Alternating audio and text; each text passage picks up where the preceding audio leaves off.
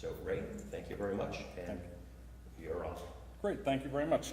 Well, I've not done this before, but I'm going to try to actually speak from notes that I had done earlier over the internet to my iPad. And I'm confident that it will, because it always has.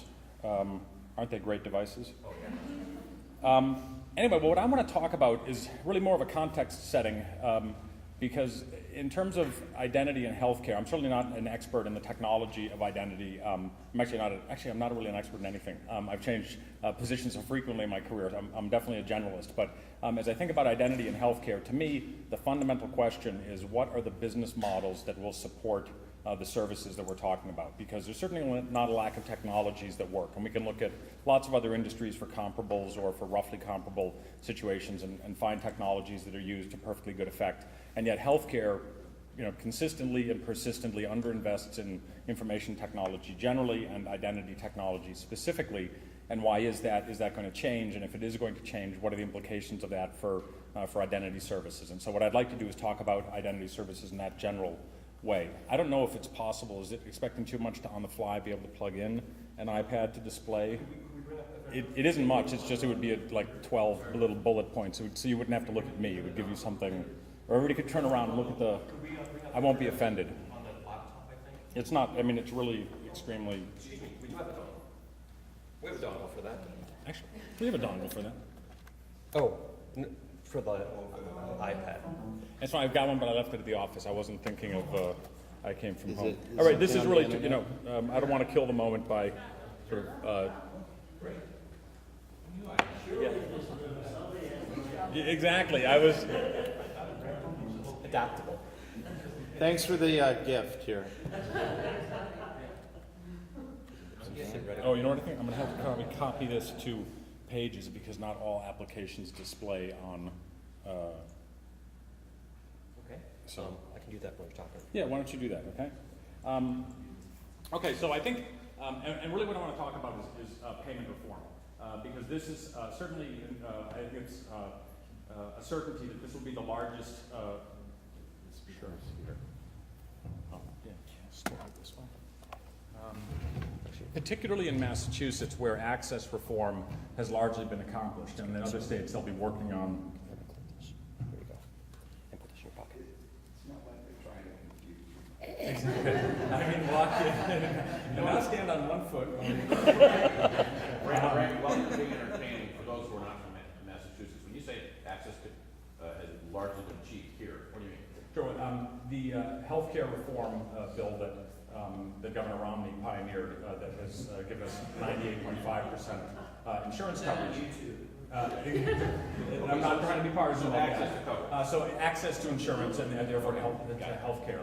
Nationally, this is something that a lot of states are going to be grappling with for several years as they set up the health insurance exchanges that the law requires, as they do a lot of the other reforms to their Medicaid systems that they'll need to do the federal law. But the cost control is coming fast behind, and in Massachusetts, where we've really already done access reform, cost control is here, and the governor has indicated that the cost control bill that he's filed with payment reform in it is his most important legislative priority. So, long-winded way of saying, I feel quite certain in saying that payment reform is going to be the dominant health reform topic for the next 3 to 5 years in the country. And it actually has, I think, a pretty significant chance, even though this will be a lot harder to do than healthcare reform, than access reform, which was a near-death experience and has been incredibly polarizing for the country, and this should be a lot harder. On the other hand, the cost pressures that healthcare is creating are crushing every other budget. And so I think we really have no choice. So I do think that payment reform is coming. There's no guarantee we'll do it well, but I think that it does point in the direction of what the healthcare market's going to look like in the out years, and I think therefore to the types of business models that are sustainable and the identity services that would work.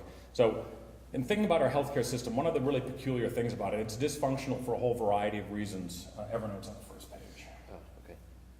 Very good. Thank you. Have we abandoned? I think we did. Okay, that's fine. This really isn't, this is more just because I'm getting too old to remember everything I want to say without any notes. But one of the key things to realize about our healthcare system is that it's 50% publicly funded. Oh, by the way, Daz, how much time should I take? You're done. And to add to the degree of difficulty, could you wrap it up in 1 minute? Right. Thank you very much for your remarks. About 8 minutes, Okay. I think. Yeah. More or total? 8 minutes more. Okay, great. Yeah, no harm, no foul on the list. No problem. Okay, so so the healthcare system, one of the interesting things about it, in thinking about payment reform, and the reason it's so important, is that our healthcare system isn't a system. You know, our healthcare market isn't a market. It's 50% publicly funded and 50% privately funded. And so it doesn't respond to incentives the way a market does, and it doesn't respond to bureaucratic controls and central planning the way a government program or a bureaucracy would. And that creates a bunch of fundamental problems in healthcare, and it's one of the reasons, along with the fee-for-service payment system, most importantly, why healthcare fundamentally underinvests in information technology. But the pressures for cost control have become so excruciating, and I really think that the last best hope before we have to go to something truly extraordinary, like either a single-payer style reform or a Paul Ryan voucher style reform. I mean, those are really the only choices that are left if we can't make payment reform work. So I think payment reform is something that we're going to take a really hard run at, and it's going to change the fundamental nature of the system if it takes root. And what it'll do is premise the delivery of or payment on the delivery of value, and in particular the creation of accountable care organizations. And we don't know exactly what that'll look like. And there's a lot of different models. You can have them that are very centered on hospitals, very centered on doctors, that have health plans as very central participants or not. But it seems likely that the movement towards accountable care organizations and the delivery of care and the payment for care through accountable care organizations is something that will happen in growing measure over the next 3 to 5 years. We've seen a significant new federal regulation come out in this regard, although it's been very poorly received. Governor Patrick, as I said, has made this his top legislative priority for the year. But I think more importantly and more tellingly, we're seeing a lot of action in the private market. Blue Cross Blue Shield of Massachusetts, the alternative quality contract, is their largest contract, and it's a value-based ACO style contract, and they've indicated publicly that in the future, if you don't want to be in that sort of a accountable care type of an arrangement, then you can eat medical inflation because fee-for-service payments aren't going up. And you're seeing that the smart money in the market is starting to realize that that getting away from fee-for-service and preparing for accountable care is where you need to be. So you are starting to see a lot of activity in the market. Steward Healthcare in Massachusetts is a really, really interesting example of a private equity firm that has bought some small-ish or medium-sized community hospitals and is investing a lot in them.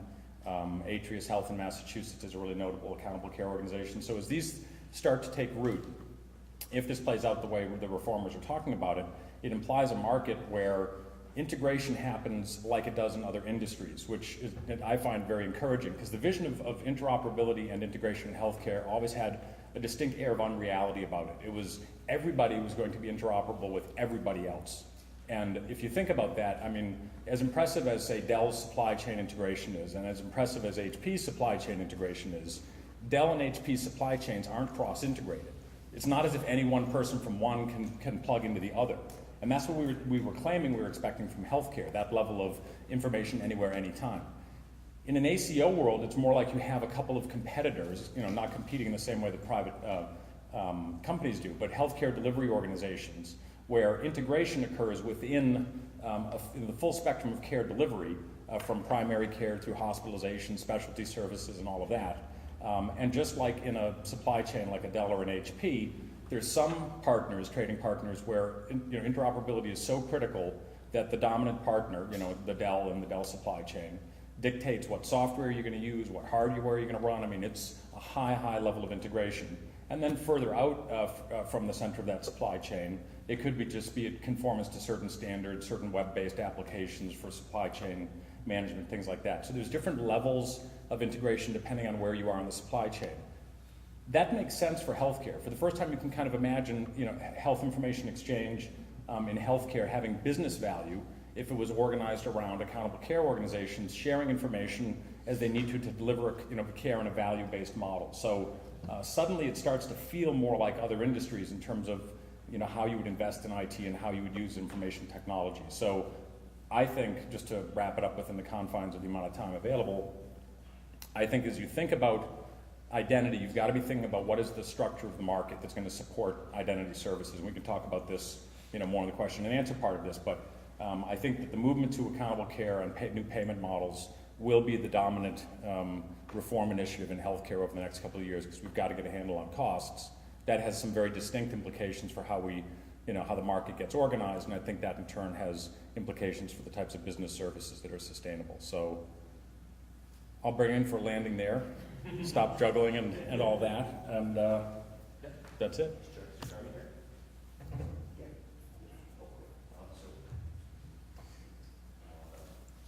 Thank you very much, Ray.